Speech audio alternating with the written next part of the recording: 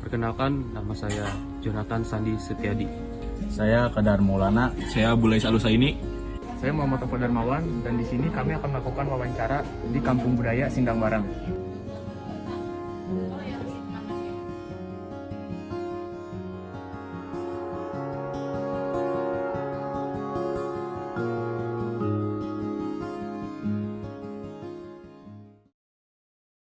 Baik, sekarang saya sudah ada di desa apa namanya? Kampung Budaya Sindang Barang. Kampung Budaya Sindang Barang bersama Kang Ade. Kang Ade.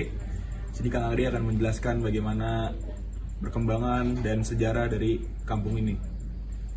Apa yang dimaksud dengan tradisi sedekah bumi atau Senin tahun menurut Bapak? Baik, Bismillahirrahmanirrahim. Assalamualaikum warahmatullahi wabarakatuh. Waalaikumsalam. Jadi ini Kampung Budaya Sindang Barang ya, mungkin harus sedikit saya jelaskan asal usul atau sejarah ya, nggak apa-apa ya. Sejarah asal usul Kampung Budaya Sindang Barang saya sedikit jelas ya. Jadi Kampung Budaya Sindang Barang itu dulunya sebuah kampung yang tertua yang ada di Bogor, Kampung Sindang Barang. Dan setelah itu jadilah Kerajaan Sindang Barang. Kerajaan bubar, jadilah Kampung Adat Sindang Barang yang diketuai ketua adat Pak Etong atau Pak Lurah Etong Sumawijaya, kakeknya yang punya ini sekarang ya. Kampung adat bubar di tahun 70-an karena tidak ada generasi penerus pada saat itu, sempat vakum, sudah tidak ada lagi kampung adat. 2006 mendirikan sanggar di bawah, Sanggar Giripura namanya. Di situ ada kegiatan kegiatan seperti kaulinan lembur apa segala macam, belajar tari jaipong, belajar pencaksilat Cimande, dan akhirnya sampai tercium sama Bapak Gubernur waktu itu pada Setiawan. Diundanglah Abah Maki yang punya sekarang itu namanya Abah Maki ya, yang punya Kampung Budaya Sindang Barang. Diundang sambil ngobrol-ngobrol, ada penelitian segala macam, kenapa Sindang Barang, apakah betul ada kaitan dengan kerajaan Sunda zaman dulu. Setelah diteliti sama sejarawan, budayawan pada saat itu, ternyata memang benar ini Kampung Sindang Barang itu ada kaitannya dengan kerajaan Sunda pada zaman dulu. Dengan beberapa bukti, ada banyaknya sumber mata air di sini, terus situsnya juga ada. Sekarang sudah situs Sumber Jala Tunda Taman Sri Baginda ya, di bawah ada. Karena titik pusatnya peninggalan kerajaan Sindang Barang sebenarnya bukan di sini, titiknya di bawah. Tadi teman-teman dari bawah ada plang situs Sumur Jala Tunda Taman Sri Baginda. Nah, di situ di kotaknya di situ. Nah, setelahnya itu dibangunlah ini Kampung Budaya Sindang Barang. Kampung Budaya Sindang Barang, dan langsung diresmikan sama Bapak Gubernur pada saat itu. Alhamdulillah masih ada sampai sekarang Kampung Budaya Sindang Barang. Cuman dibukanya lagi Kampung Budaya Sindang Barang itu tujuannya hanya untuk menjaga dan melestarikan budaya, khususnya budaya Sunda ya. Di sini terbuka untuk umum, beda sama kampung adat seperti Baduy, Cipta Gelar, Cipta Rasa, dan lain sebagainya. Karena banyak di Indonesia itu paling banyak kampung adat, lebih dari 600 kampung adat ya. Dan salah satunya ini cuman dulu, sekarang sudah bukan lagi kampung adat, sudah terbuka untuk umum. Seperti teman-teman menggali sejarahnya ke sini ya, banyak teman-teman dari mana-mana, semua universitas hampir sudah semua ke sini. Dan di sini meskipun bukan kampung adat, masih tetap menjaga, ada satu tradisi yang masih dijaga dan dilestarikan, yaitu namanya Serentahun Guru Bumi ya. Itu dilaksanakan setiap bulan Muharram. Di bulan Muharram setahun sekali ya, dilaksanakan di bulan Muharram. Untuk tanggal dan hari penentuannya nanti setelah datang bulan Muharram.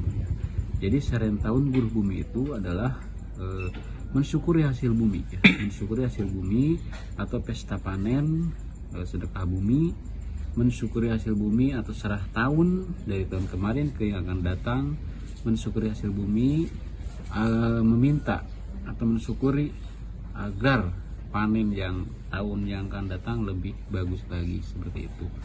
Mungkin Serentahun itu lebih dari 7 rangkaian Serentahun ya. Salah satunya ada hari pertama itu, saya ulas nggak Bapak ya? Ya. Hari pertama ada persiapan Serentahun, itu ritual netepkeun namanya ya.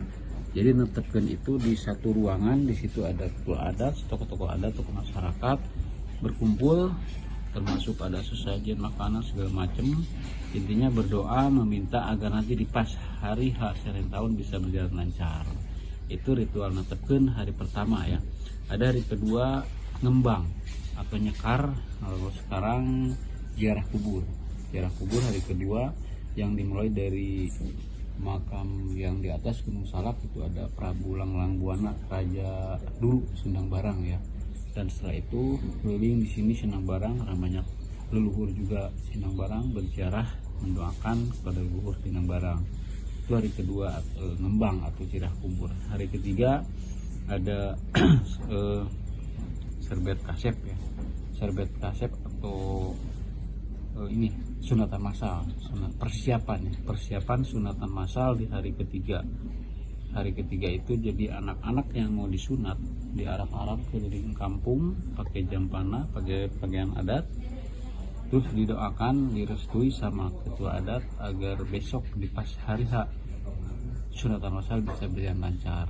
Nah, datanglah hari keempat acara sunatan massal. Acara sunatan massal di hari keempat. Dan hari kelima ada pengambilan 7 mata air yang dimulai dari bawah.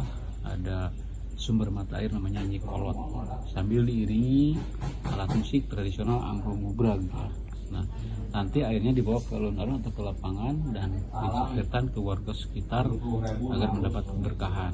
Itu hari kelima ya. Ada hari keenam sedekah kue di sini. Lebih dari 40 macam kue tradisional. Di tempatnya ada tampah, 40 macam tampah juga. Didoakan, setelah didoain dimakan rebutan sama warga kuenya itu ya. Nah, ada hari ke-7 terakhir acara puncak helaran dongdang.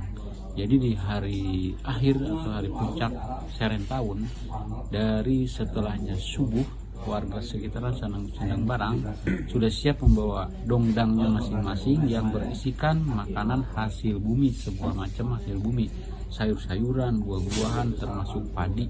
Kalau padi beda tempat ya sama di Rengkong, ada nanti lihat di YouTube Rengkong itu seperti apa. Dari bawah sana diarak-arak ke sini dongdang, nyampe sini yang pertama dilakukan ritual nganjikeun pare atau ketua adat masukin padi ke dalam lumbung padi itu ya. Nganjikeun pare bahasa Sundanya, bahasa Indonesianya masukin padi ke lumbung. Setelah itu baru mendoakan makanan segala macam yang ada di dongdang, dan setelah dimain makanan rebutan juga sama warga dimakan bareng-bareng. Nah, sampai siang hari ada pertunjukan, segala macam pertunjukan, aktivitas seni dan budaya, tari jaipong, pencaksilat, tebus apa segala macam di sini. Dan sampai sore hari, malam hari penutupan dengan gelaran wayang golek. Itu mungkin sekilas ya ini ya, kalau diceritain banyak mungkin gak akan cukup 1-2 jam ya. Itu sedikit saya ulas apa itu Seren Tahun ya. Untuk memperpanjang obrolan boleh nanti lanjut sama pertanyaan. Berarti secara nggak langsung tujuan sedekah buminya itu hanya untuk bersyukur pada Yang Maha Kuasa ya, Pak? Iya betul. Jadi mensyukuri hasil bumi karena orang Sunda zaman dulu khususnya sampai sekarang pun Baduy gitu ya intinya. Jadi sangat menghormati kepada alam, intinya ke bumi gitu ya. Seperti itu.